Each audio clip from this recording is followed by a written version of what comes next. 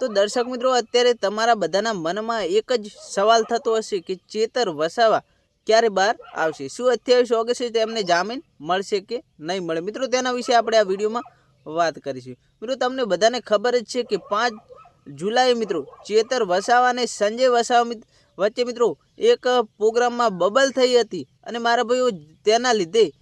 ચેતર વસાવા અત્યારે જેલમાં છે અને મિત્રો તેમને તારીખ ઉપર તારીખો આપવામાં આવી રહી છે, તેમને જામીન મળી રહ્યા નથી। તો મિત્રો આપણે વાત કરીએ તો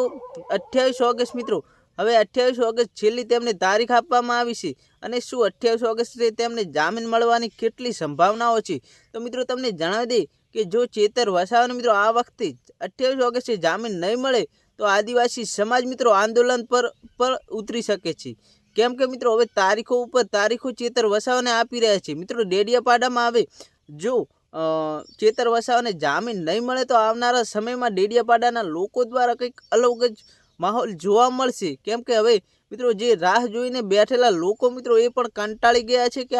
હવે ચેતર વસાવાને હજુ પણ કેટલા સમય માટે રોકાવું પડશે મિત્રો હવે તો આવનારા સમયમાં જ ખબર પડશે, કેમ કે 28 ઓગસ્ટ મિત્રો હવે તેમને જે જામીન અંગેની સુનાવણી 28 ઓગસ્ટે થવાની છે અને મિત્રો જો આ વખતે ચેતર વસાવાને જામીન નહીં મળે તો કંઈક અલગ જ માહોલ જોવા મળશે અને જો જામીન મળી ગયા તો મિત્રો તમને બધાને ખબર જ છે કે ચેતર વસાવા મિત્રો ડેડિયાપાડામાં આવતા જ લોકો દ્વારા કેટલા મોટું પ્રમાણમાં તેમનું સ્વાગત થશે એ તો મિત્રો આપણે વિચારવા જેવું છે, કેમ કે અત્યારે મિત્રો લોકો તૈયારીઓ કરી રહ્યા છે સ્વાગતની, પરંતુ